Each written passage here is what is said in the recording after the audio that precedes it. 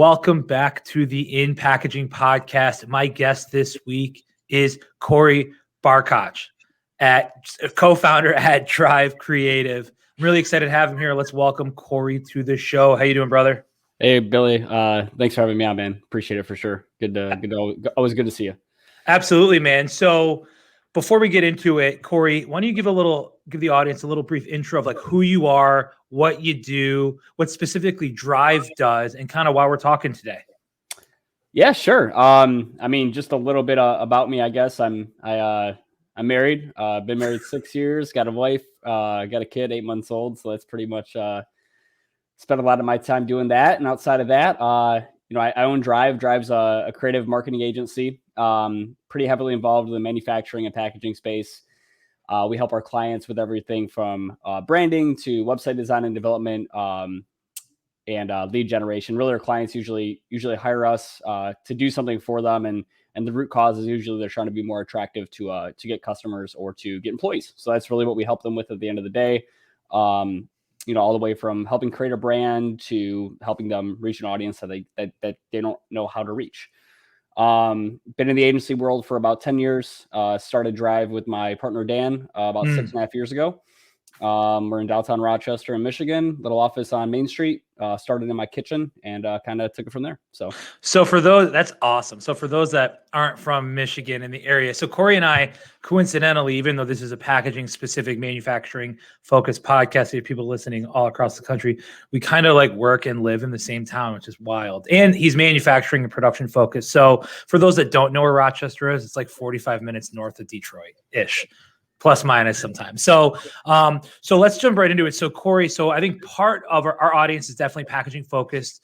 One big thing that I want to talk on is branding from the applications, candidate market. So what are you seeing right now on your end, how manufacturing or packaging companies are branding themselves? And then I guess a follow-up with that is, are companies branding themselves for growth or revenue? Or are you seeing companies simultaneously doing it for attracting individuals to their organization? For sure. Yeah. I mean, I'd say, so like when we started the company, two reasons we really got into manufacturing. One, that's a big market in Detroit, obviously. Two, it was super underserved. So like, it was really honestly low hanging fruit for us to help those companies when we first got started. It was really obvious, you could go online, you could take a look at their website. You could see, hey, was it responsive? Like, was it mobile? Was it not? Did the content make sense? Did they look the part? And I'd say now that has changed a ton, right? So in general now, when you go online, it's almost like a prerequisite to be in business that you have a modern website. Most companies have a modern website, like 80% of them. So that has definitely changed a lot in like a short period of time, like even like 5 years. So I'd say most companies have done that in general to help with their brand. I'd say the companies who are really the top players and the most are engaged, like those kinds of companies are always kind of ahead of the market. So I've been seeing a lot of our clients and other companies getting way more intentional with their messaging on their website, more intentional with their content, really spelling out the verticals that they serve, because like with the new EV market coming out, at least kind of in automotive and things like that, making sure that they're promoting that they have the right certifications, making sure that they're promoting that they're fit, they have the right production to do that type of thing has been really important. On the employment side, you'll notice that a lot of these companies have kind of like softened up a little bit and focused more on humanizing their overall brand. And when I say brand, I mean all of it, right? Like how they're forward facing to their audience is really what I mean when I say brand. So utilizing LinkedIn more as a recruitment tool versus a marketing tool to get customers, and focusing on it more to look attractive to employees, I think has been pretty relevant. Same thing with like video content, like focusing on the people, telling stories of their success, things they like in the organization, and really just spelling out for people like what is in it for them, but meeting them where they hang out, right? So it's not enough to just have a website. People don't really just hang out on Google and look for jobs. I think a lot of people, and you'll probably agree with this too, like they already have a job, but they still might be a good candidate if they knew about you. So it's really about figuring out where they're at and then creating content that resonates with them and making sure it gets in front of them. So that's a lot there. And I think that's good to take away, whether you're a $1 billion multi-site packaging organization or say you're a independent $1 million manufacturing facility that, hey, how do I grow my brand? How do I attract candidates? How do I get applications? So why is it, this could be a twofold question, but why is it so hard? Because I think this is a challenge that we have sometimes is, how do you brand to applicants? How do you brand to candidates? How do you brand to your clients? It's a lot because you're told to be omnipresent, right? And I think this is why most companies probably go to you, because they're like, I have all these things I want to do. I don't know how to do all of this. But if you're looking specifically, say you're looking for candidates, how would you recommend them looking at building out a strategy internally? Like, where does that even begin? And how does that even, like, what do those initial conversations look like? Yeah, and I think it's a twofold kind of approach. So I think it's either doing the research or hiring a company like yours to figure out, hey, what are employees in my area, like what's competitive, like just getting that grind on it, like, hey, what's competitive to pay employees so that I can be attractive as an employer, number one, right? Like it's hard to, like, just in marketing too, right? Like you can't really market a bad service. You can't really market a bad product. It's only going to go so far until people figure out that it's not good for their business or good for them as a consumer. I think that it really starts, like, tip of the iceberg is like, hey, putting together a strategy and plan on, like, hey, this is what we're going to offer our employees. These are the ways that we can be competitive, and does it match up or beat the competition? So to me, that's kind of like top of the iceberg, making sure we have a good thing to market to candidates, if that makes sense. The way that, we really help, I guess, reach that audience, and it would be through like, I guess, are you saying like the whole picture of everything? Because I think, so many different layers to this, there's a lot of layers to that. So I think it's such a partnership between us and our clients. It's really fully understanding like why they're hiring for. So I guess the question can be is, I'm hiring, like, let me look at it from one of my candidates' perspective, or client's perspective, right? They're a multi-site organization. They're in a remote place, but they have a big manufacturing facility. There's decent industry. I have a lot of opportunity for growth in my organization. I have 500 employees here, but I also know there's a lot of industry elsewhere. How do I build out campaigns? Like, what should I be looking at internally to make my organization stand out from a marketing lens to attract the right candidates? Are marketing or industrial companies using social media? Are they, how are they driving traffic to get inbound applicant flow? I got you. So having the right message, having a good base. So making sure that your website is solid, making sure that the experience of your website's good. So when I click on a button to, get a job here, like, what does that experience look like? Is it easy to upload my resume? Is it easy to interact with you? Are you giving the candidate multiple ways to reach out to you? If that's something that you want to offer. And then actually, from a LinkedIn, like, social media standpoint, paid search is, like, paying for LinkedIn is, like, really, really important if you actually want to get traction. If you just post online and you don't have a following, you're really not going to get a whole lot of interaction. And you're not really going to reach the people that you want to reach. So LinkedIn has, like, a really cool back-end tool for targeting. You can even target people by company if you wanted to. So, like, if you had a list of like 500 different companies that, were companies within the state that you said, hey, these are the types of companies where we would have this, like, similar employees and we're trying to market to them, you can actually target based on that list. So that's where I think that's where people listening will be like, okay, hey, I'm a corporate recruiter, or I could be a operations leader for my company, recruiting individuals fires on me. I got 40 companies. So you're telling me there's strategies out there you could specifically target. You could target you can target the individual companies and get the content in front of those people. So if they're at XYZ packaging company working as a machine operator, I'm trying to attract machine operators or maintenance professionals into my organization. When they're in the lunchroom at their work, for example, they go on Facebook or they go on Instagram or they go on LinkedIn, they could see a specific, like, targeted ad to say, hey, apply here for opportunity 2 miles down the road. Yeah. So those are specifically on LinkedIn. You can target based on company. So, and you have to you can't just give them one company. They ask for, like, I think it's like 100 to 500 companies. But yeah, you can target based on companies. So you can get, like, really intentional by titles and everything too. And then, and do that. And then on the back end as well, like, something that we've been helping our clients with and we've been rolling out more is making sure that, like, it doesn't just stop at that one served ad, right? So, like, retargeting, but then also if they do interact with you, it's like, what do you want that experience to look like? So you can look at that from, like, a customer acquisition standpoint or a recruiting standpoint too. It's like, hey, when somebody interacts with my content, how do I want to interact with them next? So having things like, maybe even having, like, a chat bot on the website that can answer questions about employment, or giving them an opportunity to submit an inquiry to schedule a resume, you can store that data in like your customer relationship tool, like your CRM, and you can content market to this person and send them the content that you want to, right? So it can kind of be like a more long-term approach. Like maybe it's somebody that like, hey, maybe you're not looking for a job today, but maybe you're interested in the future. Click here to receive updates on positions that we have open, and you can capture that data for later usage too, and then automate content to them. So it's really about, you know what I mean, creating your own little audience. 100%. And I think that's where a lot of companies too, because if you're recruiting for roles, and like us here at Spark, it's not an ad, but we do have like an ATS internal where we have north of collectively, let's just call it close to six figures in candidates, right? Like a very high number. And some of these companies probably have more than that in their ATS, but also not all those individuals, they may have applied to a role a year ago, 2 years ago, but they're just in this company just has this data, but they're not being proactive with it. And if they were a good candidate then, but maybe the timing, you don't know what's going on in their lives too, right? Or maybe they weren't a good candidate then, maybe they weren't qualified then, but now they are. Exactly. So there's a lot of things that happen.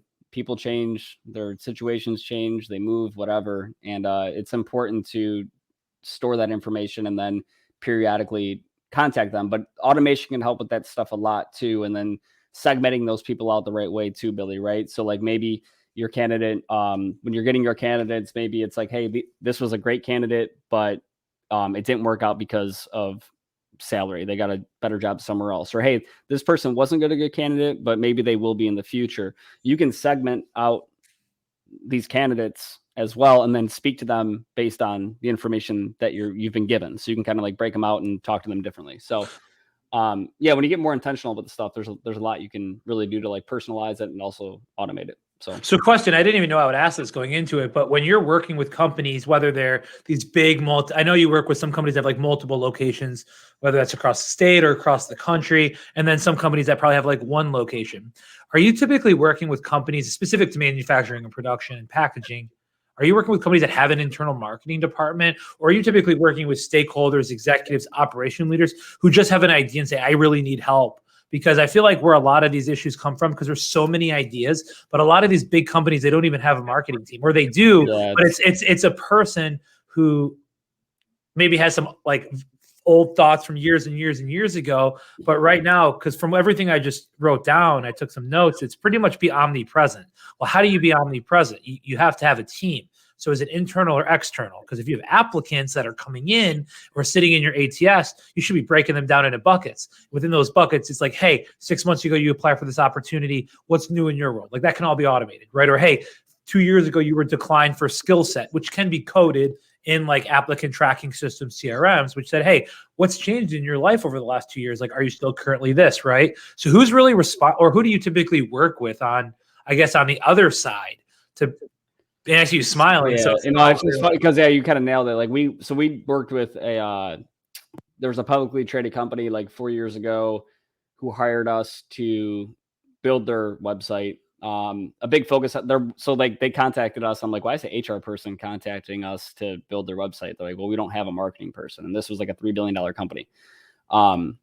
And the budget came from HR because they didn't have a marketing person. And I was like, well, why do you guys want to do a website? Why is HR contacting us? Well, we want to humanize our brand more and attract more applicants. We actually did like a LinkedIn campaign for them and everything, some like branding work. We actually designed billboards for them. It was like a big deal.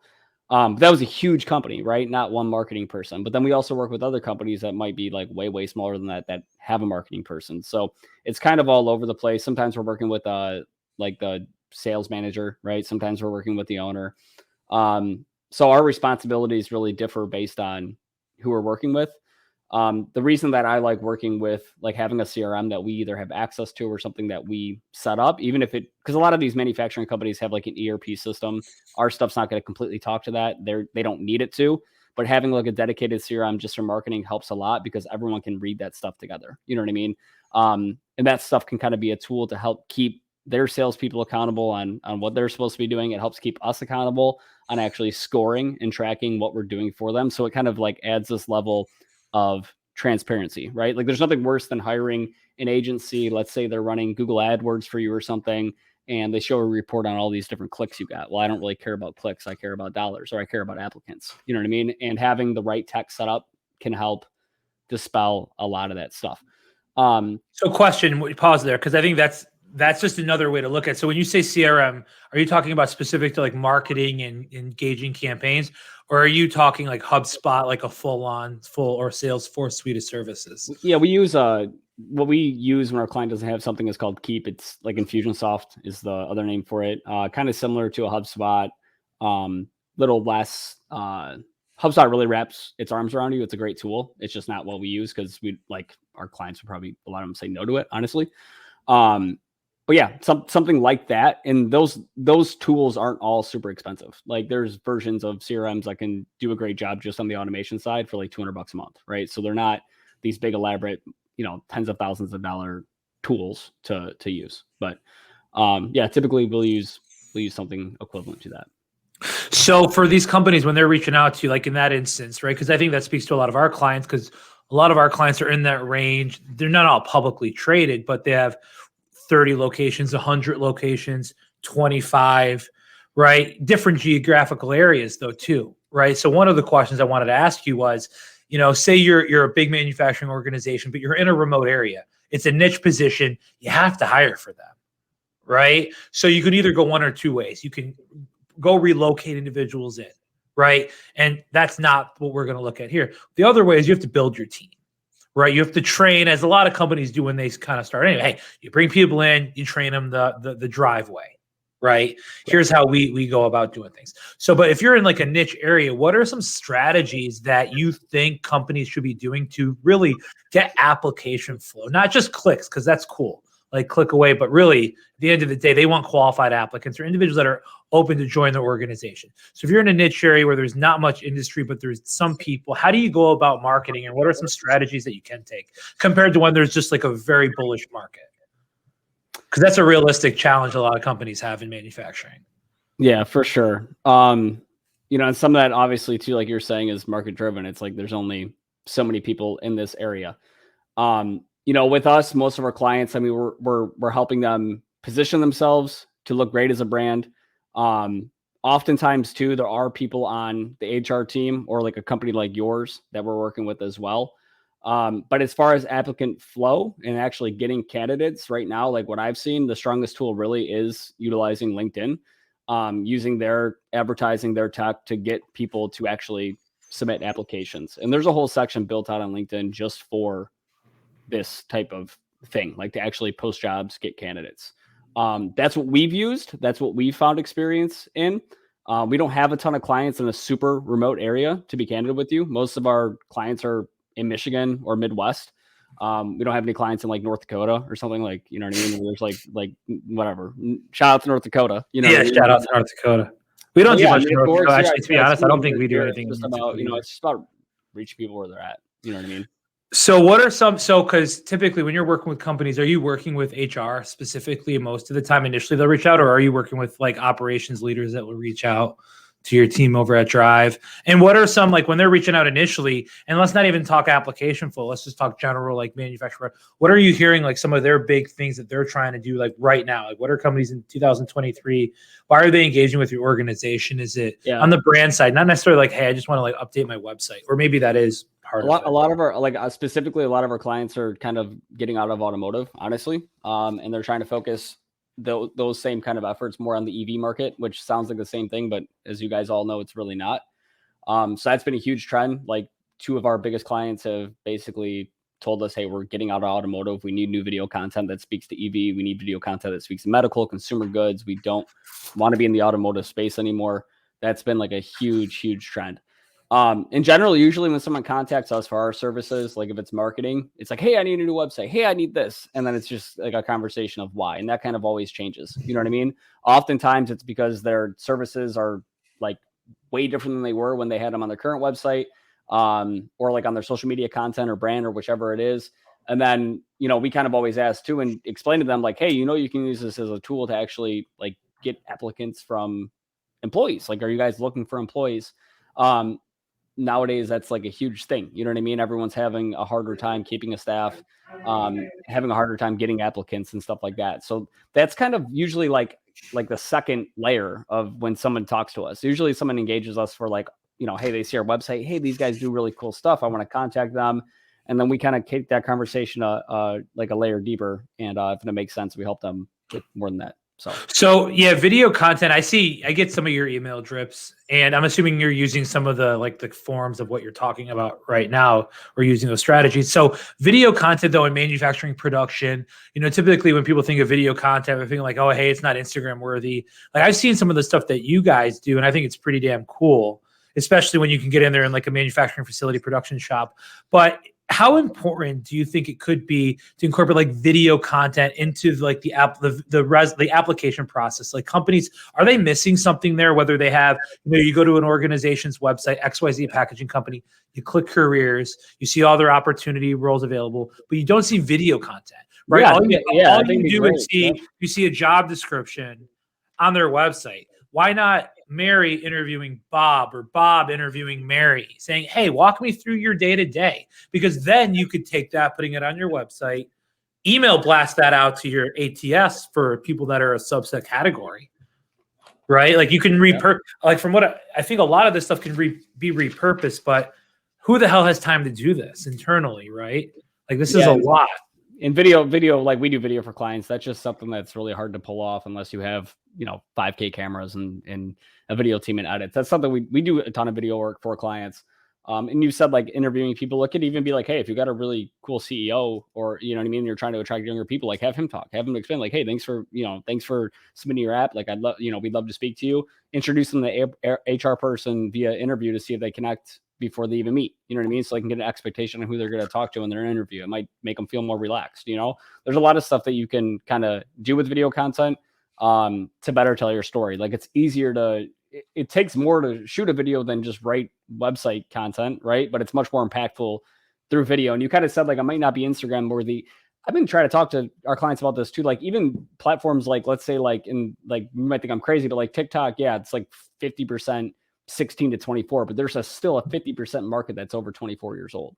Like with like billion users or whatever, like that's a ton of people you can talk to as well. So I think kind of like thinking outside the box and trying some new things, posting content in other places could be okay. Like, I don't think that's too crazy. Showing your work life via TikTok for a manufacturing company and having like your employees just walk around and take videos of what, like some of this stuff's actually pretty cool how it's made. People don't know how it's made. Like I totally agree with you. It's interesting. You know what I mean? So you can like post content. I'm like, hey, check out how these boxes are made, and it's slicing and dicing and going through, and you got employees who are doing it. And like, I don't think that's like, there's one person right now. So if you're listening, there is somebody on TikTok. He's probably going to listen. I'll tell him, I'll give him a shout out. Adam Peak, the packaging pastor on TikTok. He does stuff just like this. And it's interesting. So there's probably somebody listening being like, you're telling me I need to talk about these jobs and what I do on TikTok.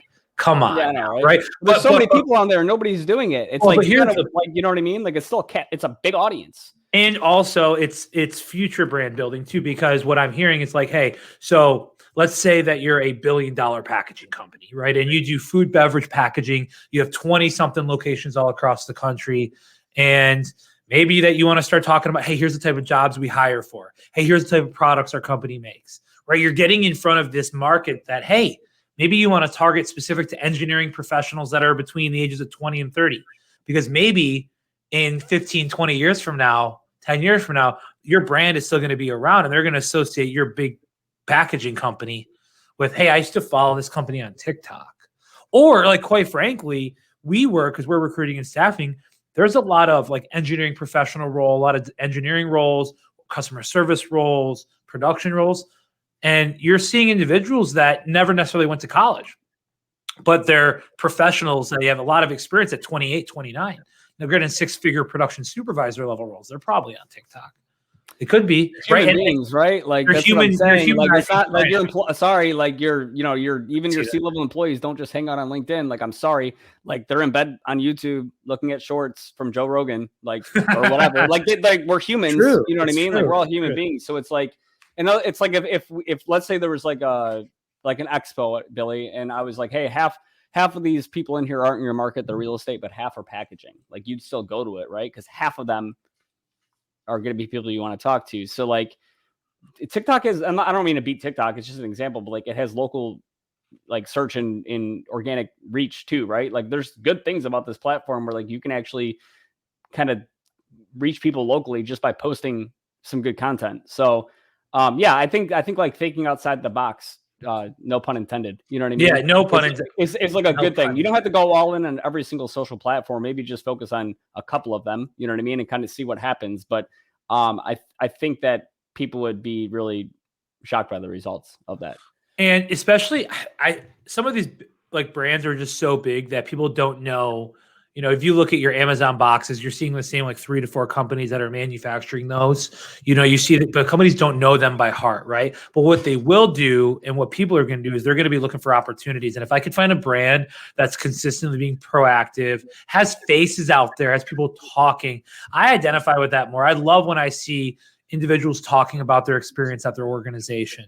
And honestly, the other thing that you just mentioned from a branding perspective is like this expo play. There's always industry expos, and especially if you're looking to hire, because that's kind of the lens that I want to push on here is like the talent acquisition side. If you see there's a big expo like Pack Expo or these other expos going on, why can't you target that as from like an ad perspective? Like, hey, us here, we're hiring for sales professionals, or the dynamic of individual that's really going to be at these expos. So say your organization's looking to grow and hire sales professionals. Yeah, we're doing that for a client this year. Like, so we're doing a video series for them, and then we're going to repurpose that content and do like an intro tag, outro tag about the actual expo itself. And then it's going to invite like literally what you're saying. Like it's, hey, we're going to be hiring, like we're going to be at this expo if you want to meet us. And you can do that all geographically too, right? Based on like interests. If you can actually get like, sometimes when you pay to be at these expos, they'll give you like a list of all the emails of the people that are actually going to be there. That stuff can all match on LinkedIn too. So to me, that's like stuff that you probably should put on LinkedIn. Like it's really specific because you can just target it so well. You know what I mean? You can still put it on other platforms too, but yeah, 100%. Like that's a great point. So I think one thing I want to ask, because I know there's probably some like smaller, when I say smaller, say they're not at these multi-sites, say they're one location and they're still growing their organization. They might have one shift operation and they're looking to get to that $500,000 to $1 million mark in revenue, for example. Or even if you're this $1 billion organization, couple $100 million organization, how like if you don't have a big budget and you're that smaller one, how are you able to like deploy some of these strategies? Like where would you look first from like brand building?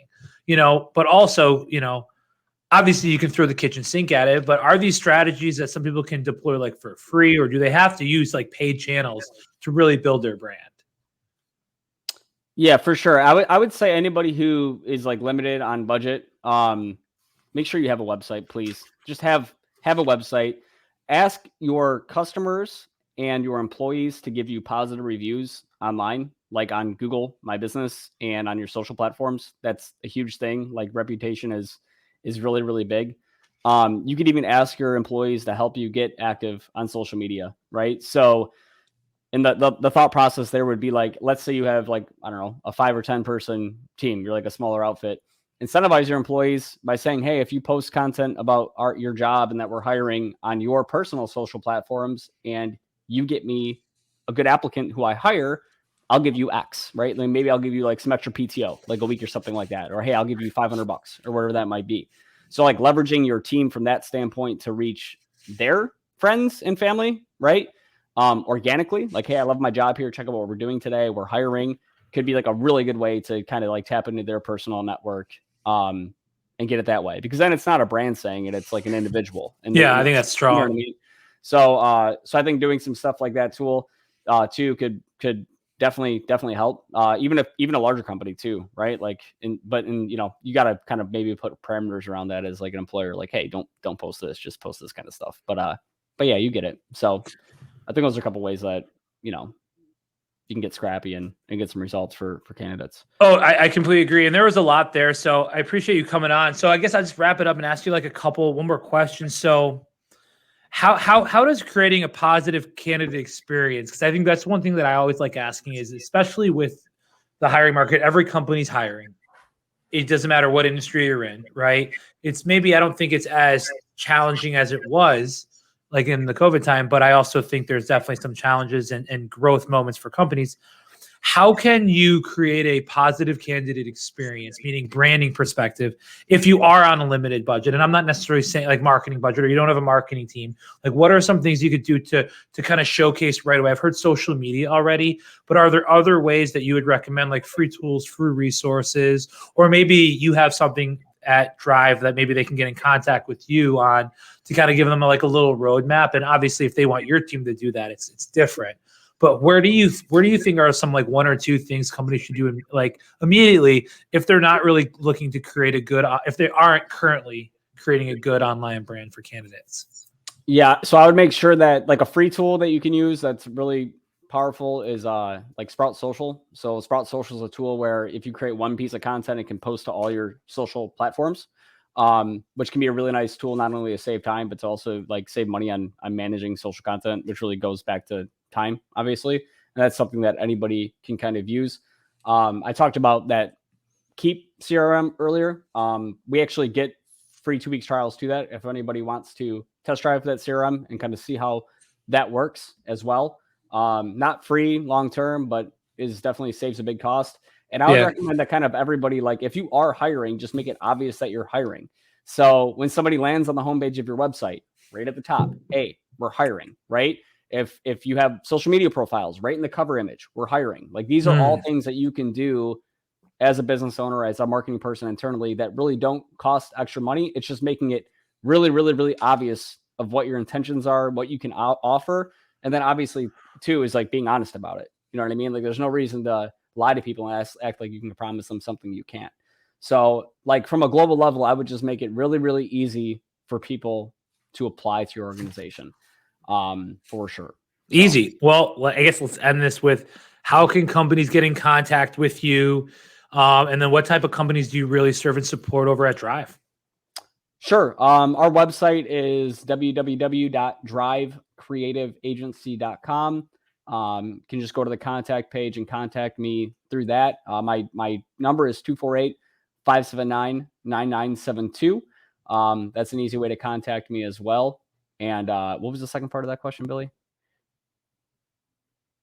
Sorry, I muted myself there. Is how they can get in contact with you, but then also the types of like companies that you really serve and support. Yeah, so we work a lot in the manufacturing space. I'd say about half of our clients fall into that. Outside of that, it really comes down to mindset. I mean, we try to work with companies that want help and will let us help them. So if you fall in that category, we'd love to talk to you. You know what I mean, and see if we can help. Well, awesome, man. This was fun. And, we're still at the beginning of rolling this podcast series out. So, I'll only get better as we continue to go, but I'm really excited for the opportunity to have you on, man. And, full disclosure, we work with Corey's team over at Drive and really excited. And this is kind of how this relationship started because they were doing a really good job with us thus far and thought he could bring a lot of value. So I would definitely encourage you. So, and just for those listening and for Corey's sake, in the podcast notes, even on YouTube, when this is out, we're going to link Drive's website, how you get in contact with Corey. But other than that, really appreciate Corey coming on, everybody listening. And just another episode here at the inPackaging podcast. So Corey, thanks again, man. Appreciate it. Thanks, man. Appreciate it. Thanks, Billy. All right. Take care.